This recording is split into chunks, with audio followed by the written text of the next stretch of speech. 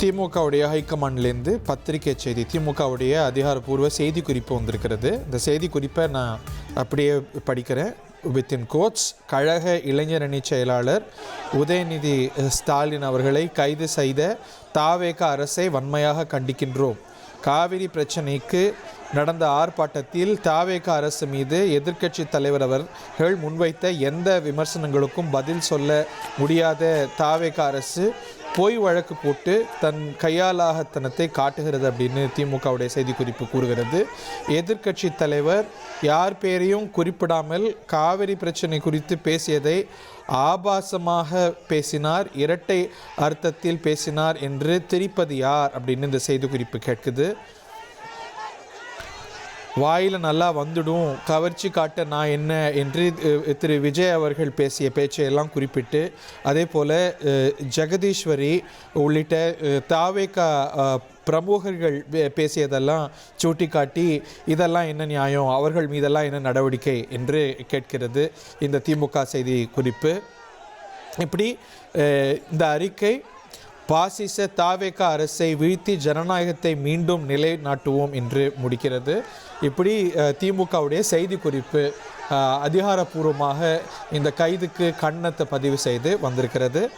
ரமேஷ் நம்மோடு இணைந்திருக்கிறார். ரமேஷ், இது பற்றிய விவரங்கள், இந்த அறிக்கை உடைய சாராம்சம், திமுகவுடைய அடுத்த கட்ட நடவடிக்கை பற்றி நமக்கு தகவல்கள் இருக்கா? அண்ணா அறிவாலயத்துல திமுக தலைவர் மு.க. ஸ்டாலின் கட்சியின் மூத்த நிர்வாகிகளோடு ஆலோசனை நடத்தி வருகிறார். திமுகவினுடைய பொதுச் செயலாளர் அண்ணா துரைமுருகன் அண்ணா அறிவாலயம் வந்துவிட்டார். ஒரு பக்கம் திமுகவினுடைய வழக்கறிஞர்கள் தயாராகிட்டு இருக்கிறாங்க. ஒரு குழு நீதிமன்றத்துல இருக்கிறாங்க. நீதிமன்றத்துல வழக்கு விசாரணைக்கு வரும்போது என்னென்ன விஷயங்களை எல்லாம் முன் வச்சு வாதாடணும்னு காத்துக்கிட்டு இருக்கிறாங்க. இன்னொரு வழக்கறிஞர் குழு சென்னையில இருந்து இப்ப தஞ்சாவூர் போய்கிட்டு இருக்கிறாங்க. எதிர்கட்சி தலைவர் உதயநிதி ஸ்டாலின் தஞ்சாவூர் அழைத்து செல்லப்படுறது அங்க அவர் நீதிபதி முன்பு ஆஜர்படுத்தப்படும் போது அங்க வாதாடுவதற்கும் தயாரா இருக்கிறாங்க. திமுக தலைவர் மு.க. ஸ்டாலின் சொல்லிக்கக்கூடிய ஒரு செய்தி வழக்கறிஞர் அணிக்கு என்ன அப்படின்னா, வழக்கறிஞர்கள் இந்த நேரத்துல ரொம்ப உஷாரா இருக்கணும், வாதத்தை ரொம்ப உறுதியா எடுத்து வைக்கணும் அப்படின்னு வழக்கறிஞர் குழுவுக்கு திமுக தலைவர் மு.க. ஸ்டாலின் ஒரு அறிவுறுத்தல் கொடுத்திருப்பதா தகவல் கிடைக்கப்பட்டிருக்கு. அண்ணா அறிவாலயத்துல இப்ப திமுக தலைவர் மு.க. ஸ்டாலின் ஒரு ஆலோசனையில ஈடுபட்டு வருகிறார். அடுத்த கட்டமாக எதிர்கட்சி தலைவர் திமுகவின் இளைஞரணி செயலாளர் கைதை எப்படி எதிர்கொள்ளணும் அப்படிங்கிற ஒரு ஆலோசனையில தான் திமுக தலைவர் மு.க. ஸ்டாலின் இப்ப அண்ணா அறிவாலயத்துல ஈடுபட்டு வருகிறார்.